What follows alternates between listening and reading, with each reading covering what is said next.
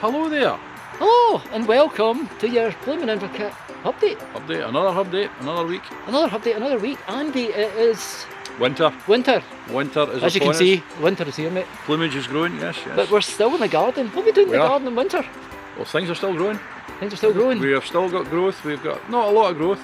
The recent frosts have stunted a lot. The grass has finally stopped growing. Yes! Result. Have you seen that banana plant? It's looking a bit sorry for itself. I'll say it for you because you're Inseti ventricosum morellii. It's a banana plant. Alright, it's the Abyssinian banana. We'll show you that in a wee moment. It's I think the frosts have got to it, Andy. Right. Anyway, what are we doing? What are we doing today? I have a couple of pots here. And what are you going to use them for? We have some bare root roses to do, some David Austin roses. Alright. To pot up. They're showing a good bit of growth, so it's time they went into a pot for overwintering. And are we going to pot? So are you going to pot these up for overwinter, and then we're going to grow them on? We'll grow them on, and then we'll plant them out later on in the year. Yep. Alrighty, so you're going to give us a wee show do that. Yeah, we'll do that. Yeah. Alright. Why don't we head up and see what else is going on? Let's go. Right. Oh. Team's awfully busy. The team's awfully busy, so they are. So I think we're going to be lifting these tatties. I think Innes is lifting those. Innes is lifting some tatties. Right, there you go. You enjoy. So as you see, there's still work going on here, Andy. Lots going on. Girls are planting bulbs. Girls are planting bulbs on there. Here as well. There we go. Mo is planting. Right. So what's this that's getting planted here? What are you doing?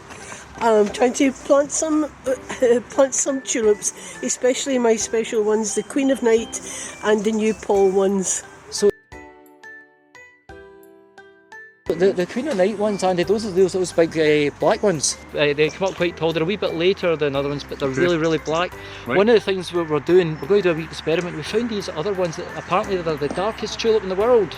Nice. They're called Paul Scheffler or something like that. Oh yeah, I think. We're going to plant up some of them. But what's important about planting tulips? You obviously need a bit of drainage. You need a lot of drainage. They don't like to be sitting in water. They don't like being wet at all. Right. They like their heads in the sun as well a wee bit. So good sunny spot. Most important thing. How high doing? How high doing? How high doing? Is he not a friend of yours? Aye, he owns a local restaurant. Aye. Oh right, okay. We'll not go there. Aye. So this here is our poor banana plant. And as you can see, the frost has got to this. Have a look at that. So these are our Jerusalem artichokes, and obviously as you can see the frost has done a wee bit of damage here. But we're going to try and lift these, see if we can harvest them, and then decide what we're going to do with these two beds as we move into the winter period. What have we got here flowered and Robert? Well, you know it's winter time, Andy, when you get this plant coming into flower. I know it's winter time when I have to put the long johns on.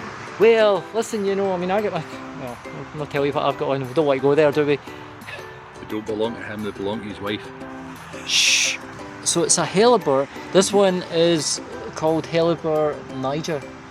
It's also known as the Lenten Rose. And it always comes out in flower. You'll find this in flower over the Christmas period. So you know how what we do is we sometimes have Hellebores flowering more from springtime onwards, and you'll get them. They'll come up in the beautiful nodding wee kind of buds that kind of hang down, and then they'll open up into wonderful flowers. Right. And some of them will flower for a very lengthy period of time. The Hellebores are always long flowers, so aren't they? Got a long flowering season. Yeah, and they come in many different colours. You get them in kind of speckled designs. You get them in. I've even seen them in yellows and things like that. I really love the darker ones. You don't get a variegated Hellebore though, do you? You do. You can get variegated ones. I don't think we've got any in the garden, but maybe have a look and see if we can find some of them. Maybe one. What I find unusual was most plants called Niger are referring to a darker coloured flower. Yeah, and you would think that. I mean, think of a Philistachus. Niger, the bamboo and Lanissa Niger. Aye, as well, the black. There's a few others as well. Where is he? He's right there. Over here. Slightly high. He's slightly high. I can hear him. He's right about there. You're trying to film here and he won't shut up. I know. Anyway, where were we?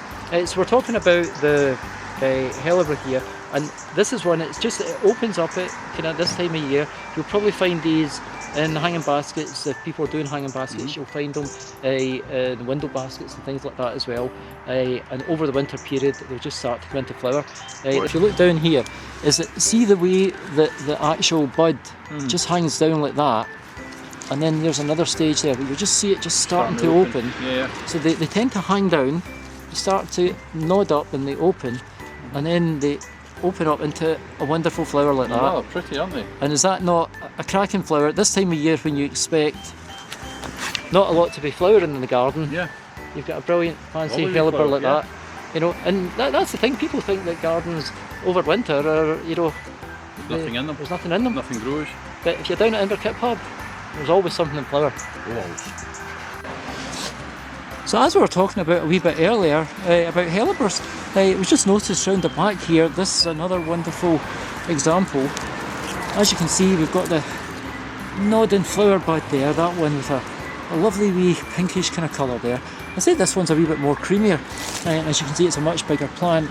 And you can actually cut the flowers away. You tend to see them with the serrated the leaves, tend to see them with the serrated edges here. Some of them have that feature. Probably different varieties, but this one here is another lovely one, not as white as the Lenten Rose one, but look at that, lovely flower, and just a lovely back in the flower as well. Just another wonderful example of what you see in flower at this time of the year. Right, we said earlier on we're going to have a wee chat about bare root roses. Now, we have a couple of David Austin roses to plant today, 2 climbers. They are right here with all bare roots. If you're buying in bare root, soak it for about 4 or 5 days in water. Just leave it to sit, just round about the graft area, sitting in water. You maybe need to weigh it down, it will want to float. That'll allow any of the roots to suck up any nutrients and water they need and survive, and just keep surviving. As you notice, these ones are obviously doing all right. There's lots of lovely new growth on here. Every one of these shoots is going to give us a stem, and every one of these stems should give us a flower. However, how ugly is that? But that's enough about Bob. Right, when planting them, they need good drainage. They don't like their feet in too wet soil. They like a lot of moisture, but they don't like to be standing in wet soil. So we have done about a 4-to-1, 3-to-1 mix of horticultural grit and general purpose compost here. You can use a rose compost, which is a higher manure content in it. You'll get a lot of growth off them relatively quickly with that, but they'll need constant feeding as well in the growing season.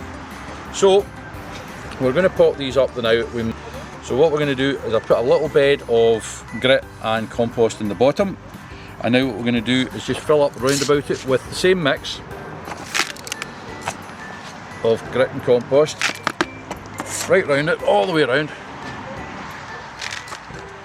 Just gently tapping it in between all the roots.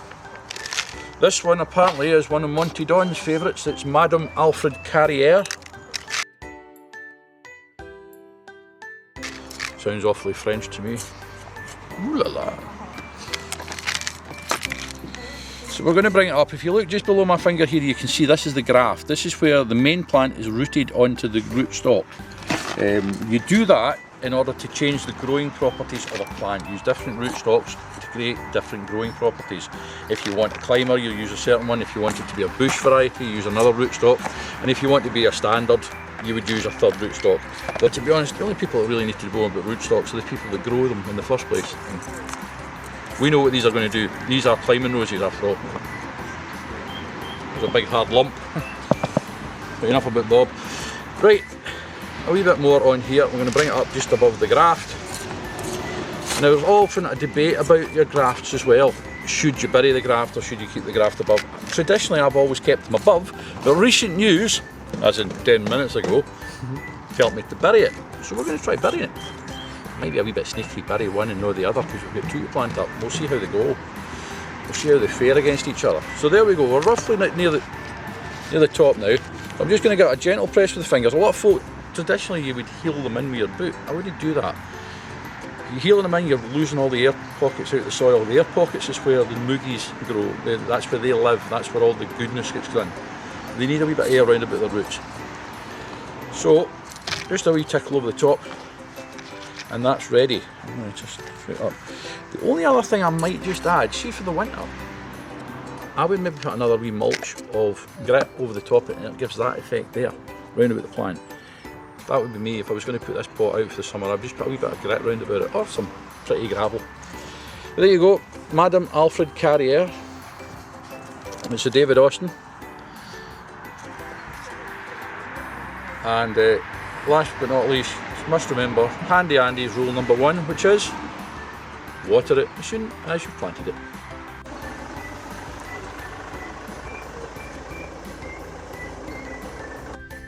So here we are, after a whole bunch of planting day, we're planting up the last of our tulips. Have a look at this, what we've got in here. So Maureen and Marion have been planting up these tulips here. These are ones called Merlot, and we're planting them up in these bulb planters, and that's so that we can lift these. So once the tulips are over, we will lift them and we'll plant something else in here. But there's a special tulip going into this planter, and it's this one. So this is apparently the darkest tulip. This is called Paul, what does that say? Scherfer? I don't know.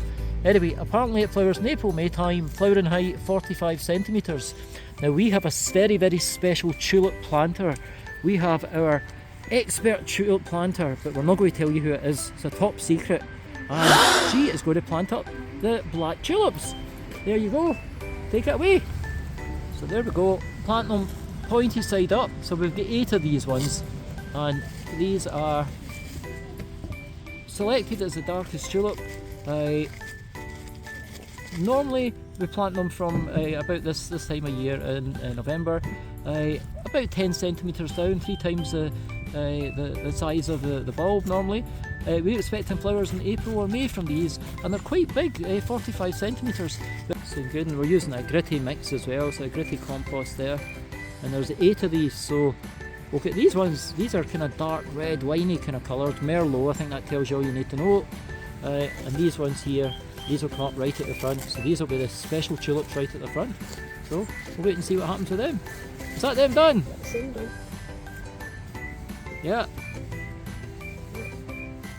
I think that's a yes. Do you think that's a yes? I think it's a yes. But of course, as forever, when they're done, they're done. But it'd be interesting to see how they compare to the tulip Queen of Night. So that's your Paul Scherfer tulips, and we'll see in springtime how good they are compared to the rest of the tulips.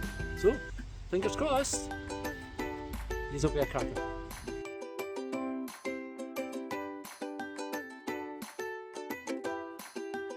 Hey, Andy, have a look at this. What we're looking at?